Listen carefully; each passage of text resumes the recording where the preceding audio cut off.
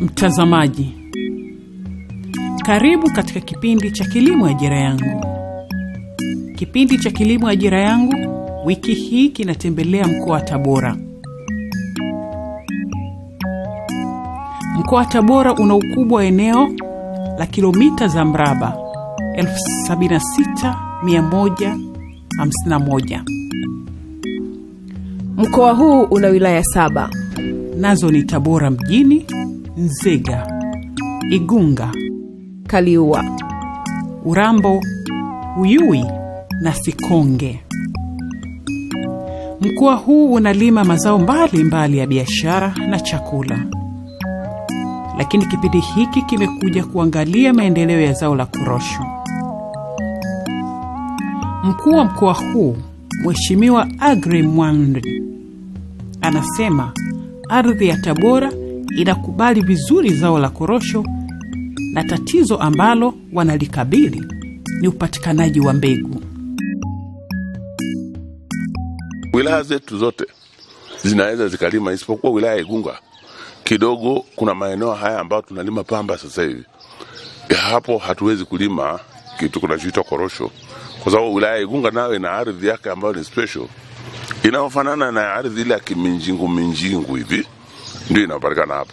Lakini ukienda maeneo ya Msimbo, ukienda maeneo haya unapopita moja kwa moja katika hospitali yetu ya Nkinga kule, maeneo yale, kwa upande wetu wa Igunga tukipanda korosho kule zinakubali. Na wako watu ambao wamefanya utafiti, wamejaribu kufuatilia na kuona kwamba. Kwa hiyo unaweza kuona kwamba tunapozungumza habari ya zao la korosho ni kama vile unazungumzia karibu mkoa mzima ukiacha hizi wilaya mbili, hii ya Igunga na Nzega kidogo. Lakini maeneo yote ambayo analima, ukienda Bukene kule utakuta kwamba korosho inakubali. Kwa hiyo tukajaribu kufuatilia na kuona kwamba tufanyeje ili kuweza kwanza kwenda sambamba na rai ambayo Mheshimiwa Waziri Mkuu wa Jamhuri ya Muungano wa Tanzania alituletea mawazo hayo. Na tukalenga kwamba tuwe na ekari zipatazo 8,110. Na katika ekari hizo 8,110 tumeweza kuzalisha, katika ekari hizo tumeweza kulima maeneo ambayo tumepanda mpaka sasa hivi ni ekari zipatazo 5,107. Na kwa upande wa mbegu, kwa sababu mbegu najua mtauliza maswali ya matatizo ambayo tumepata. Tatizo kubwa ambalo tumelipata ni tatizo la mbegu. Tulitaka tupate kilograms zipatazo 3,244 na sasa hivi tumepata 1,845 ndizo kilograms ambazo tumezipata mpaka sasa hivi. Sasa hiyo yote hiyo inakupa picha kwamba mwamko ni mkubwa sana na watu wetu wangependa kulima zao hili la korosho. Kipindi hiki kikaamua kwenda katika kituo cha utafiti TARI Tumbi. Kituo cha utafiti TARI Naliendele kina jukumu la kitaifa la kuendeleza zao la korosho hapa nchini. Juhudi hizo zinafanyika hapa Tabora kwa kushirikiana na kituo cha utafiti TARI Tumbi katika kuanzisha shamba la kuzalisha mbegu bora za korosho kwenye kituo cha utafiti TARI Tumbi. Kama mnavyoona maandalizi ya hili shamba, kituo cha utafiti Naliendele kimeamua kushirikiana na kituo chetu cha Tumbi kuweza kuanzisha shamba la korosho kwa ajili ya kuzalisha mbegu bora za korosho kwa ajili ya wakulima wa mikoa ya kati, Tabora, Singida na mikoa mingine jirani, ili kupunguza usumbufu wa wakulima hawa kusafiri umbali mrefu kutoka huku na kwenda Lindi, Mtwara kufuata hizo mbegu au miche ya korosho, miche bora ya korosho. Kwa tunaamini kabisa kwamba kwa juhudi hizi wakulima wetu wa kanda hii watafaidika na wataweza kupata miche bora kirahisi na sio mbali na mikoa ya jirani, wataweza kupata mbegu kirahisi kwa maendeleo ya taifa na maendeleo ya korosho kwa ujumla hapa nchini. Sisi kama wanatumbi tunafurahi sana kushiriki katika ushirikiano huu na kwa niaba ya Taasisi ya Utafiti wa Kilimo Tanzania tunaona ni uamuzi mzuri kwa Naliendele kuja hapa, na itasaidia wakulima wengi kuweza kupata miche bora ya korosho hapa nchini. Sisi kama Taasisi ya Utafiti wa Kilimo hapa Tumbi, katika kufanikisha hili tumeweza kutoa eneo la hekta 8, na kama mnavyoona maandalizi yanaendelea kulisafisha ili kuweza kupanda hiyo miti ya mikorosho au miche ya mikorosho kwa ajili ya kufanikisha juhudi hizi. Huo ni mwanzo tu, bado tuna eneo kubwa, na hata ikihitajika zaidi ya eneo hili litaweza kupatikana hapa kwetu Tumbi. Kwa upande wake, mtafiti kiongozi wa zao la korosho hapa nchini, Dr. Fortunas Kapinga, anaeleza umuhimu wa kuanzisha shamba hili hapa Tabora.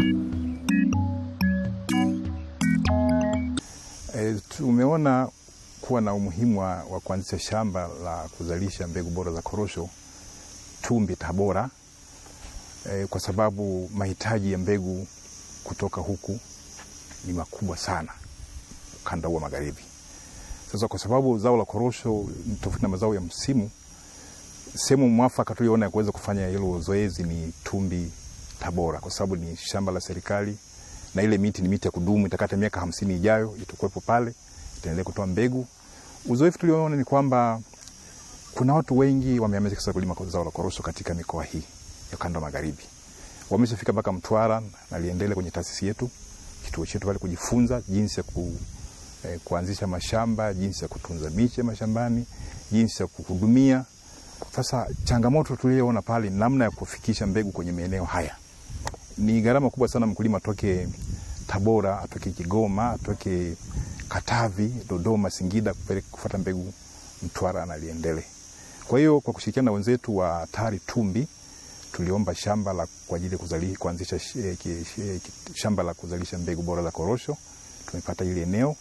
Kwa hiyo miaka ijayo swala la kuhangaika na mbegu bora za korosho kwenye ukanda wa magharibi, hata ukanda wa kati ambao unajumlisha mikoa ya kwa magharibi, mkoa wa Tabora, kwa Kigoma, nafikiri hata Singida watakuwa wanapata mbegu kutoka hapa, hata Katavi. Kingine ambacho tumeona ni muhimu kuanzisha hapa shamba la korosho la kuzalisha mbegu ni sehemu pia ya mafunzo kwa maafisa ugani hata wakulima. Kwa sababu miche itapandwa kwa shambani kwa malengo ya kuzalisha mbegu, lakini bado akienda kupanda shambani mkulima jinsi gani ya kuhudumia atapata mafunzo hapa. Na ni sehemu ambayo pia maafisa ugani kutoka kanda hii ya magharibi wataweza kupata mafunzo kwa vitendo hata wakulima. Na ni nzuri pia kufanya mafunzo hayo kwa vitendo, kwa sababu kule Naliendele unapata muda mfupi, labda nakuja wiki moja.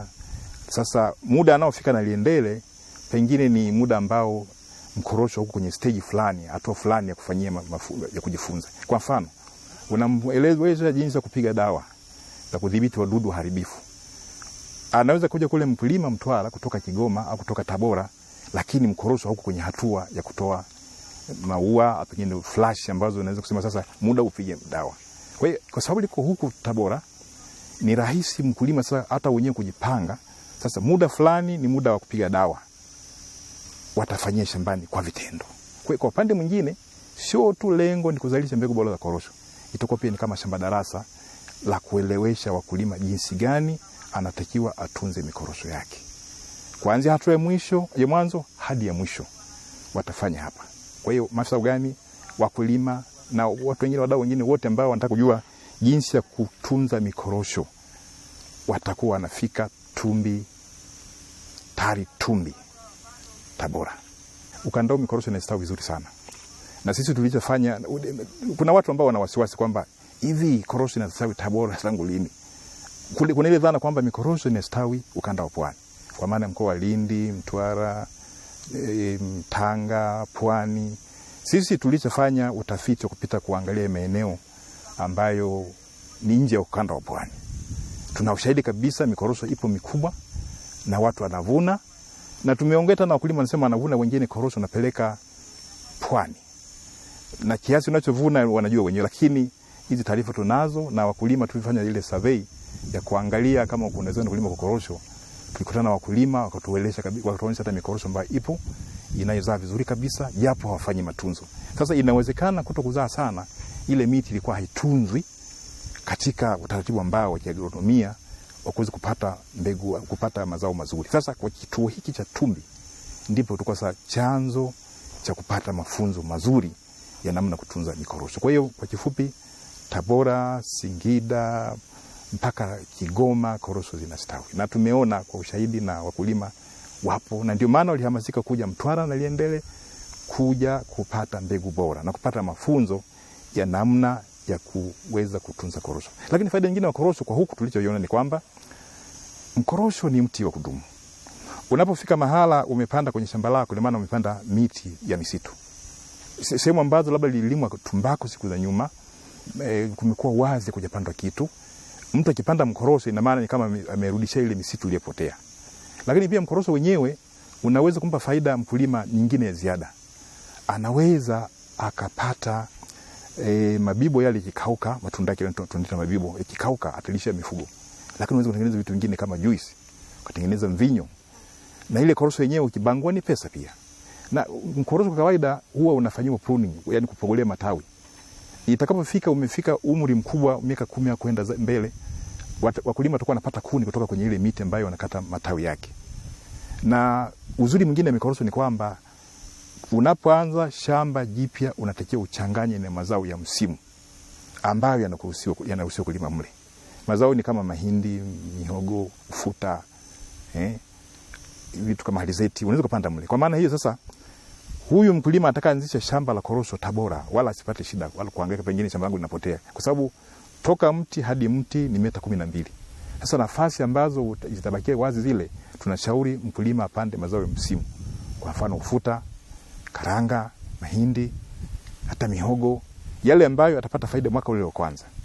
Na sasa zao gani atapanda inategemea mazingira ambapo shamba lake ataanzisha. Kwa hiyo wakulima watakaoanzisha mashamba ya korosho bado wana fursa kupanda mazao ya msimu katika shamba hilo kwa muda mrefu kabisa mpaka ile korosho itakapokutana sasa inatengeneza kivuli ambacho huwezi kulima zao la msimu.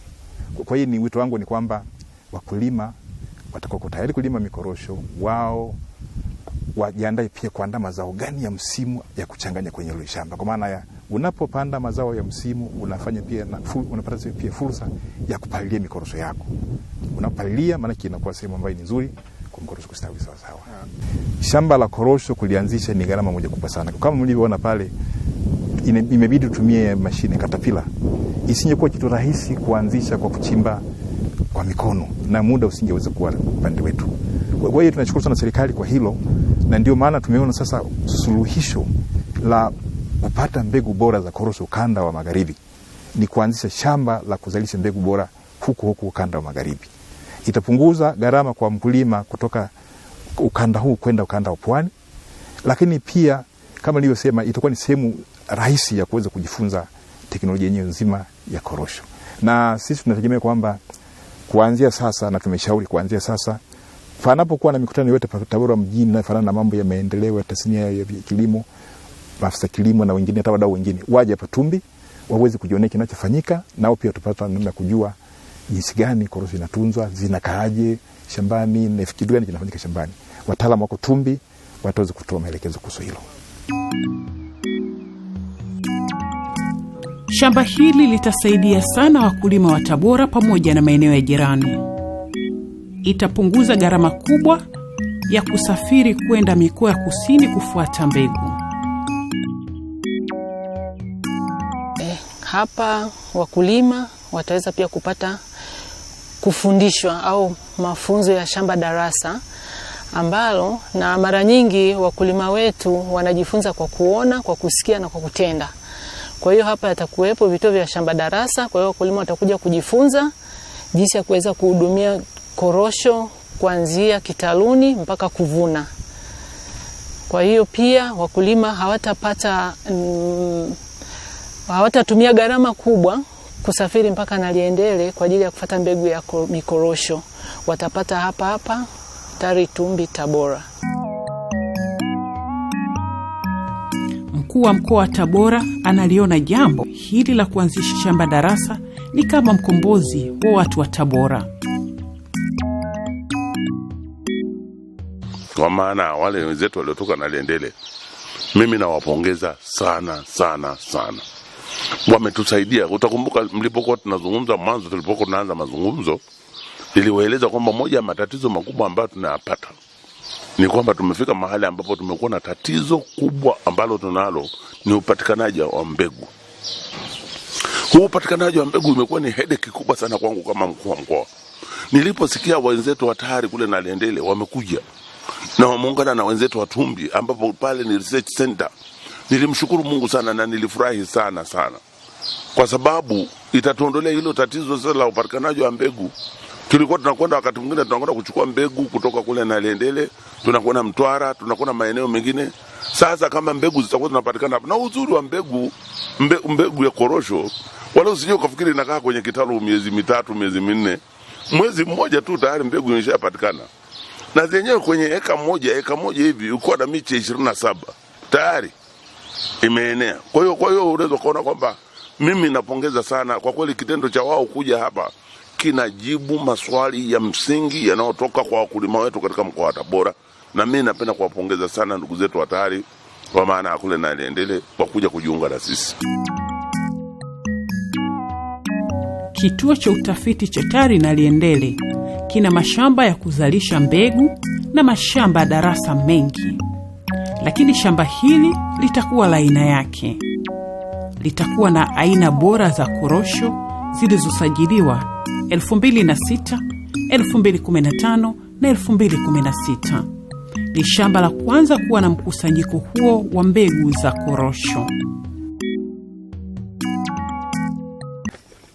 Kituo cha utafiti wa kilimo Naliendele, na TARI Naliendele, ina mashamba kwenye wilaya zile zilizokulima korosho tangu zamani. Vituo viko kwenye mashamba kwenye wilaya ya Tunduru, mpaka tunaita na Kayaya, tuna Nachingwea, tuna Nyangao Lindi, Mtopwa Newala, na Nyanga Tandahimba, Naliendele, Mkuranga na Chambezi Bagamoyo. Mashamba yote haya yanazalisha mbegu bora za korosho ambazo zina sifa nzuri ya kuzaa na kuvumilia magonjwa mbalimbali. Lakini shamba hili ambalo tunalianzisha Tumbi Tabora litakuwa ni la kwanza hapa nchini kuwa na sifa tofauti na yale mengine, kwa sababu lenyewe tumekusanya aina zote za korosho tulizozizalisha na kuzisajili rasmi mwaka 2006, mwaka 2015 na 2016. Kwa hiyo zina mchanganyiko wa mbegu ambazo zimetokana na usajili wa miaka hiyo. Sasa yale mengine hayakuwa na mchanganyiko ule, na katika mbegu hizo ambazo tumeleta hapa kutakuwa na mbegu za asili ya chotara, kuna mbegu fupi ambazo tunaita dwarf, lakini zingine zinakuwa sio dwarf wala chotara, lakini ziko hapa katikati ambazo ni nzuri pia. Kwa hiyo shamba hili la Tumbi Tabora litakuwa nasema ni la kwanza la aina yake ambalo ndio limeanza kutoa mchanganyiko wa mbegu zote ambazo tumezisajili rasmi kwa matumizi ya wakulima kutoka kwenye shamba moja. Tutaweza kuvuna mbegu zenye asili ya uchotara, lakini zilikuwa na asili ya dwarf, yani mbegu fupi, na ambazo sio dwarf. Kwa hiyo hii ndio sifa pekee ambayo ni aina yake kwa shamba hili, na tunategemea kwamba watakapopata mbegu kutoka hapa zitakuwa na mchanganyiko ambao ni wa ubora zaidi kuliko tawili mengine tulianza nayo siku zile nyuma. Na hii ni swala zuri kwa sababu unajua hata unapotoa gari toleo lingine lazima linalotangulia liwe la nyuma kidogo, na inaboresha zaidi, unaenda kuboresha zaidi ili kuonesha ubora ambao unazidi ule wa mwanzo. Kwa hiyo huko kwa sababu ni ukanda mpya, tunafikiri kwamba mbegu zake zenyewe zitakuwa ni special kwa huku, japo pia zinaweza kupanda ukanda wa Pwani. Hii ndio sifa ambayo maalum kwa shamba hili la TARI Tumbi. Mtazamaji, mpaka hapo tumefikia mwisho wa kipindi hiki. Usikose kuangalia kipindi kingine cha Kilimo Ajira Yangu wiki ijayo, muda na wakati kama huu. Asanteni.